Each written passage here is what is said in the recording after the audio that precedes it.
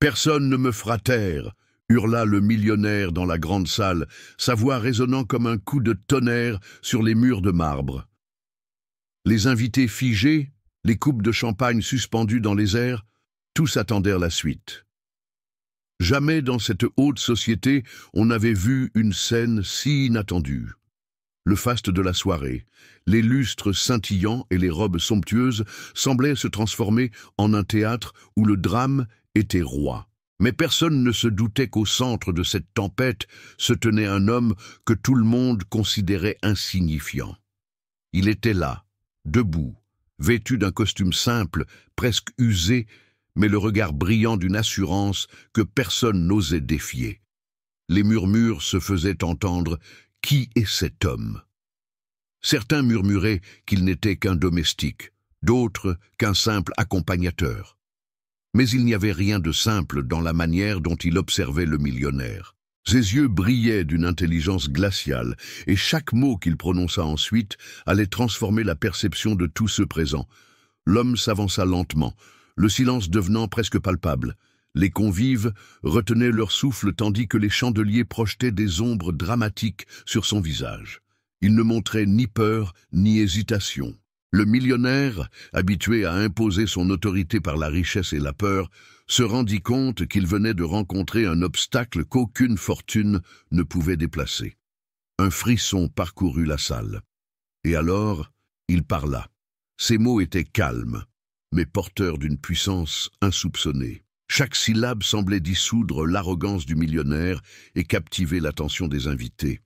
Ce qui suivit allait non seulement surprendre, mais bouleverser la hiérarchie de cette soirée. Le choc ne venait pas seulement de ce qu'il disait, mais de la manière dont il osait défier ouvertement le pouvoir et le prestige. Ce moment allait marquer le début d'une série de retournements inattendus, où richesse et pauvreté, arrogance et humilité se heurteraient dans un duel fascinant. Personne n'était préparé à ce que cet homme, nommé Prospero, allait accomplir. Ce soir, la haute société découvrirait que certaines forces ne peuvent être mesurées par l'argent, mais par l'intelligence, le courage et la détermination. La soirée semblait parfaite.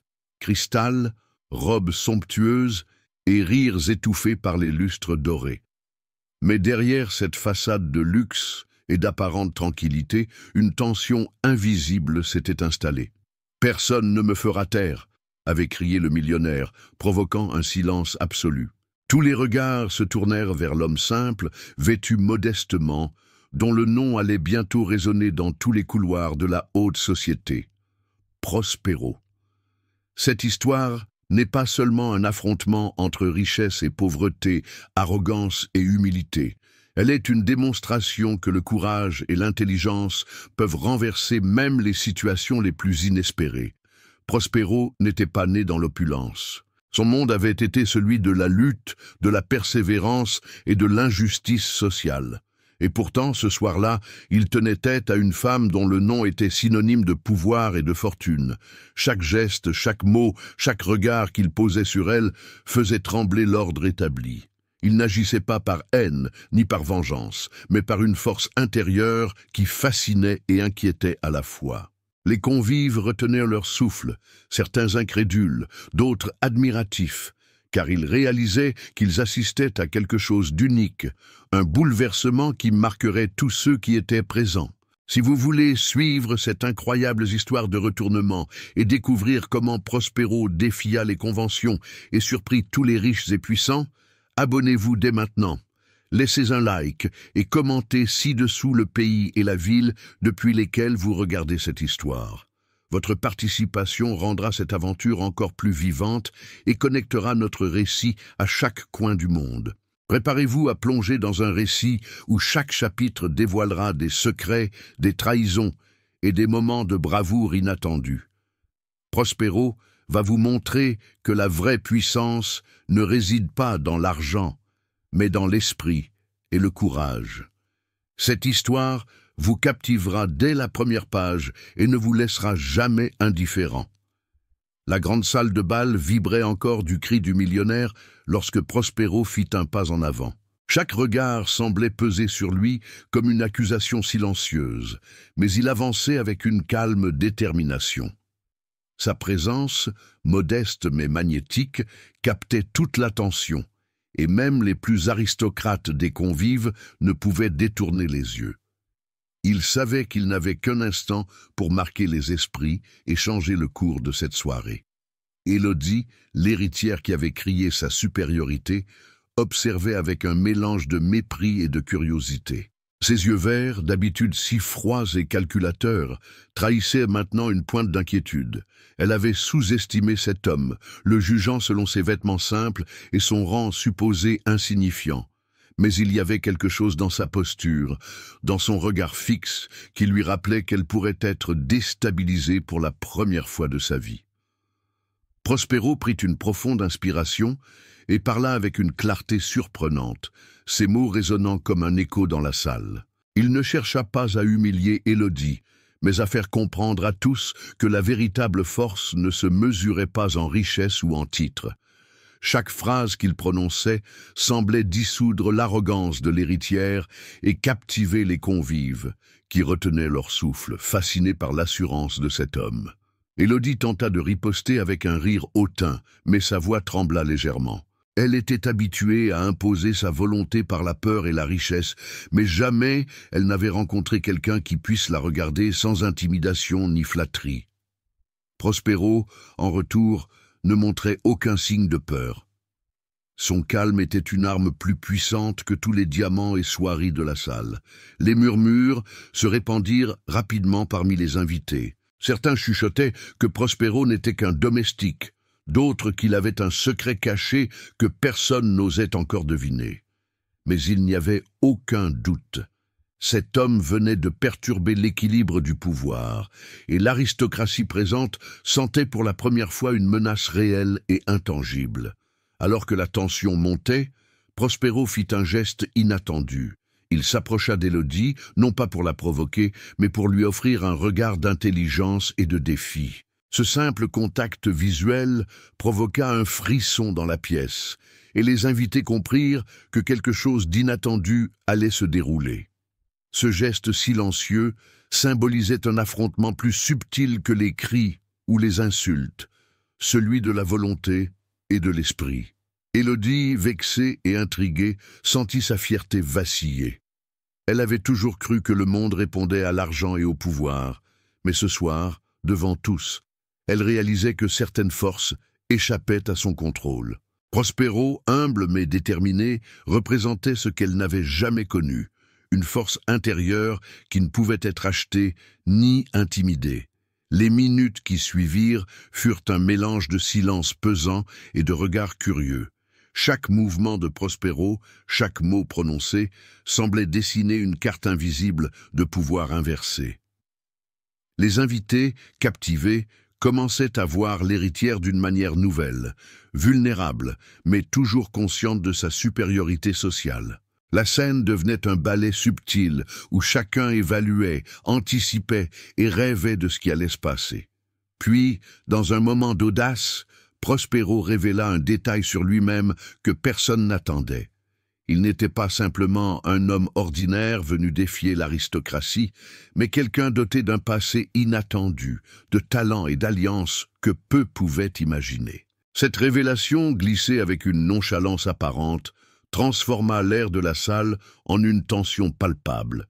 Le public venait de comprendre qu'une série de retournements imprévisibles était sur le point de commencer.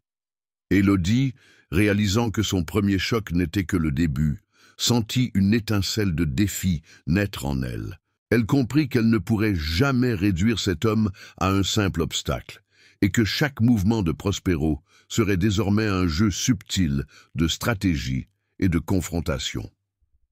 Cette soirée, commencée par un cri de défi, marquait le premier acte d'une lutte complexe où l'intelligence, la ruse et la détermination allaient redéfinir la hiérarchie sociale. La tension ne retombait pas. Le murmure des invités s'était transformé en un bourdonnement continu, comme si chaque coin de la grande salle retenait son souffle. Prospero, toujours calme, observait Élodie avec une lucidité qui déconcertait l'héritière.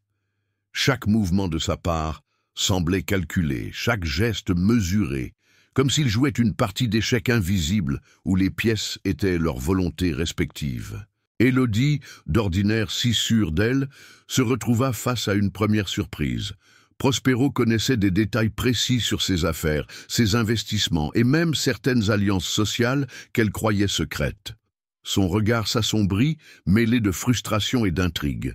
Comment un homme qu'elle considérait insignifiant pouvait-il posséder une telle intelligence et une telle capacité d'analyse? Elle commença à douter pour la première fois de sa propre supériorité incontestée. La soirée avançait, et Prospero, subtilement, commença à s'infiltrer dans les discussions. Les convives, fascinés, l'écoutaient avec attention, parfois même oubliant la présence de l'héritière arrogante.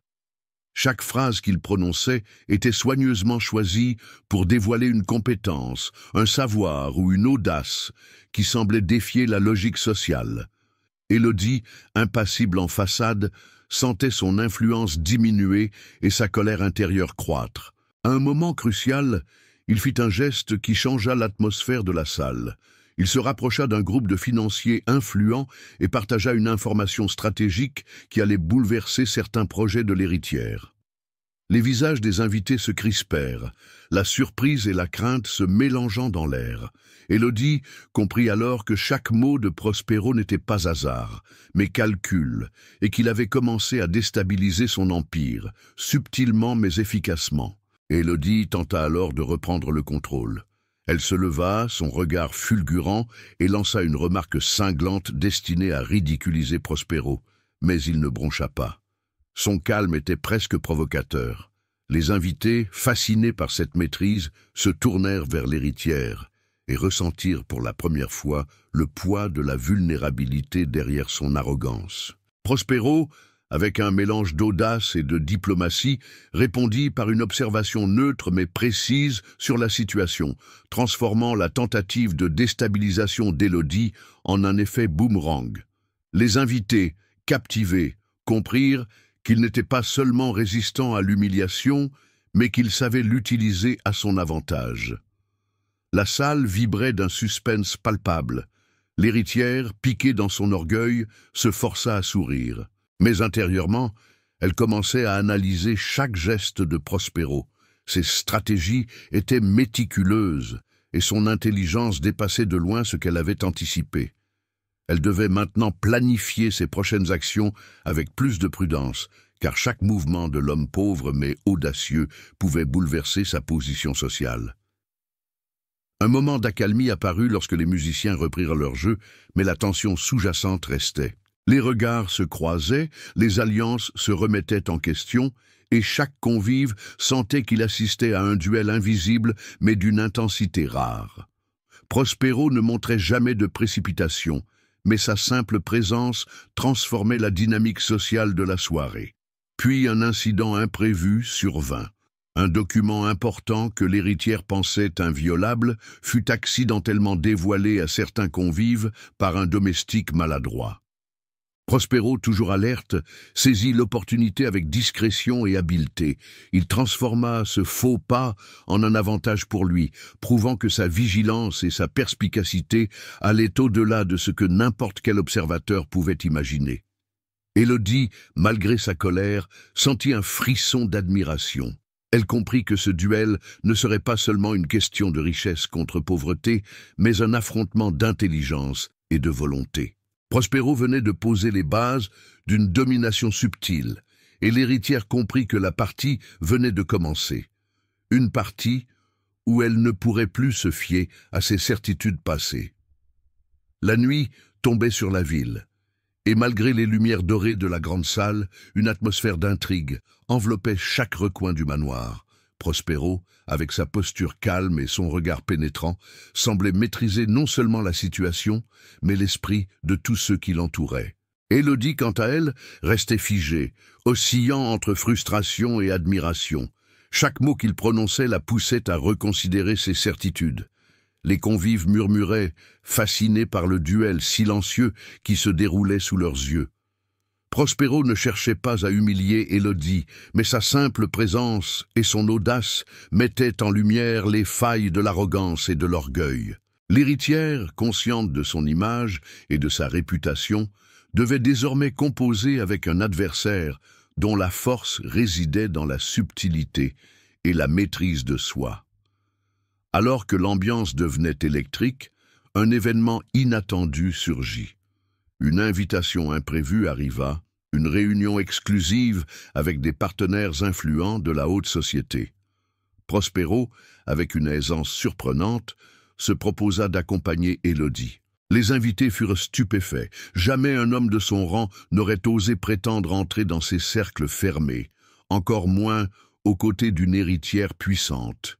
Pendant la réunion, Prospero démontra une intelligence stratégique hors du commun. Il savait analyser les alliances, anticiper les mouvements et identifier les opportunités. Élodie, qui avait initialement douté de lui, commença à percevoir que sa présence n'était pas un hasard. Il n'était pas seulement un homme pauvre qui osait défier la richesse. Il était un stratège, capable de transformer chaque obstacle en opportunité. Cependant, Élodie ne pouvait pas ignorer l'orgueil qui la poussait à vouloir rester dominante. Elle essaya de reprendre le contrôle des discussions, mais chaque tentative se heurtait à l'agilité mentale de Prospero. Il répondait avec précision, prévenait les pièges et savait détourner les critiques sans jamais attaquer personnellement. Les convives, émerveillés, commençaient à se demander si l'héritière pourrait garder son statut intact. Dans les coulisses de cette soirée, un secret surgit. Un ancien rival d'Élodie, jaloux de sa fortune, cherchait à saboter ses projets.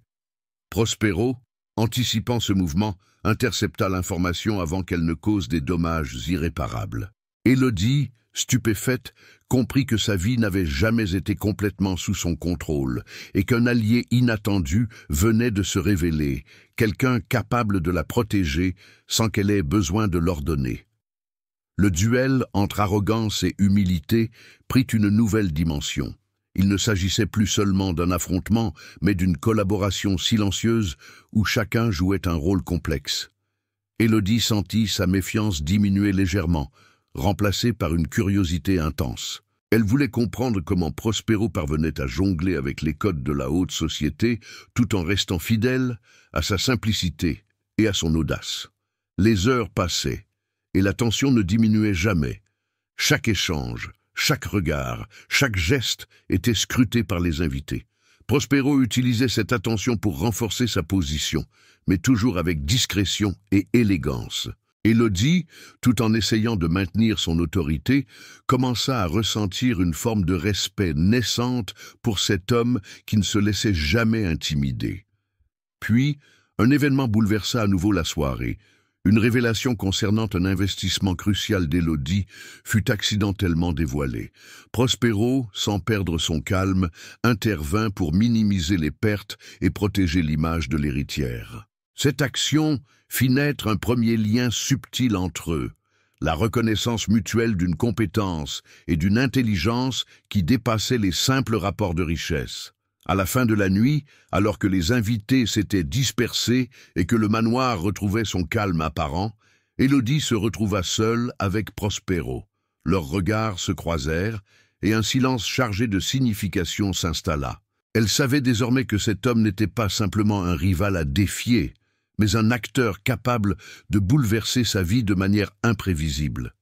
La partie venait de franchir un nouveau palier, et l'avenir promettait des retournements encore plus spectaculaires. La lumière du matin filtrait à peine à travers les lourds rideaux de velours lorsque Prospero franchit la porte du bureau d'Élodie. La soirée précédente avait laissé des traces, murmures dans les couloirs, regards suspicieux des invités et surtout une tension palpable entre eux. Chaque geste, chaque mot échangé devenait désormais un jeu de stratégie où arrogance et intelligence s'affrontaient sans relâche. Élodie, toujours vêtue de ses robes élégantes, le regardait avec défi. Elle savait que sa fortune et son statut social lui donnaient un avantage. Mais elle commençait à ressentir que Prospero n'était pas un adversaire ordinaire. Il possédait une capacité rare à anticiper ses réactions et à transformer chaque tentative de manipulation en un retournement inattendu. La situation devenait délicieusement dangereuse. Ce matin-là, un courrier urgent arriva. Une menace voilée à propos de l'un des investissements les plus risqués d'Élodie. Tandis qu'elle fronçait les sourcils, Prospero, calme, analysa rapidement les informations. Il identifia une faiblesse, un détail que personne d'autre n'aurait remarqué. Avec prudence mais détermination, il proposa une solution qui non seulement neutralisait le danger, mais transformait la menace en opportunité de profit. Élodie, surprise, sentit une pointe d'admiration mêlée à sa méfiance. Les heures suivantes furent un ballet subtil de discussions, de stratégies et de manipulations indirectes. Prospero savait jouer avec les codes de la haute société, utilisant le respect, la persuasion et l'intelligence émotionnelle pour influencer sans jamais imposer. Élodie, habituée à commander par la peur ou la richesse, comprit qu'elle devait désormais penser en profondeur, anticiper chaque mouvement et ne jamais sous-estimer son adversaire. Un dîner fut organisé le soir même, où des invités influents se pressaient pour entendre les nouvelles alliances et révélations. Prospero, malgré sa position sociale modeste, se montra confiant, subtil et charmant. Ses interventions, toujours calculées, firent trembler l'autorité d'Élodie, qui vit ses propres plans être retournés habilement. Les murmures des convives se transformèrent en un véritable étonnement, certains réalisant que l'homme pauvre maîtrisait la situation mieux que l'héritière. Élodie tenta de reprendre le contrôle en imposant un ordre strict à ses invités, mais Prospero, toujours calme, anticipa ses mouvements. Chaque geste qu'il faisait semblait prédire ses réactions, et elle commença à ressentir pour la première fois un mélange étrange de défi et de respect. La lutte entre eux n'était plus seulement sociale, elle devenait personnelle, intellectuelle et psychologique. Soudain, une trahison inattendue éclata. Un partenaire d'Élodie, motivé par la jalousie et l'avidité, tenta de saboter un contrat crucial. Prospero intervint immédiatement, déjouant le plan et retournant la situation à l'avantage d'Élodie. Ce geste renforça sa position et fit naître un lien subtil entre eux. La reconnaissance que l'intelligence et la loyauté pouvaient surpasser la richesse brute. La nuit s'avança et la confrontation devint plus intense. Élodie, consciente de son orgueil blessé, se força à analyser ses propres faiblesses. Prospero, quant à lui, savait que chaque victoire partielle devait être consolidée par la prudence et la discrétion. Leurs échanges, parfois silencieux, parfois pleins de tensions verbales, ressemblaient à une danse où chaque mouvement pouvait changer l'équilibre des forces. Alors que la soirée se terminait, un événement inattendu bouleversa le cours des intrigues. Une information confidentielle, révélée par inadvertance, mit Élodie dans une position délicate. Prospero, avec son calme légendaire, intervint à nouveau pour protéger ses intérêts et transformer la situation à son avantage. L'héritière, bien qu'énervée, sentit qu'elle devait maintenant collaborer avec lui d'une manière qu'elle n'aurait jamais imaginée. À la fin de cette journée mouvementée, Élodie se rendit compte que Prospero n'était pas simplement un homme pauvre défiant la richesse. Il était un stratège, un allié potentiel et un adversaire redoutable. Leur relation venait de franchir un seuil. Entre défis, respect et intrigue, un duel subtil mais intense venait de commencer, et chacun savait que le prochain mouvement pourrait tout changer. Le manoir baignait dans une lumière crépusculaire lorsque Prospero franchit la porte du salon principal. La soirée précédente avait laissé des traces, alliance fragile, secret à demi dévoilé et une tension qui ne cessait de croître. Élodie, impeccablement vêtue, se tenait droite, prête à défendre son territoire et son autorité. Mais elle savait au fond d'elle que cet homme n'était pas ordinaire. La confrontation commença avec un échange silencieux de regards. Chaque geste, chaque mouvement des yeux ou des mains semblait peser dans l'équilibre invisible de la pièce. Prospero avait appris à anticiper ses réactions, et Élodie sentait pour la première fois que sa richesse seule ne pouvait pas la protéger. La partie n'était plus sociale, elle était intellectuelle, presque psychologique.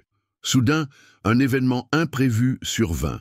Un ancien partenaire d'Élodie, animé par la jalousie et l'avidité, révéla publiquement une information compromettante.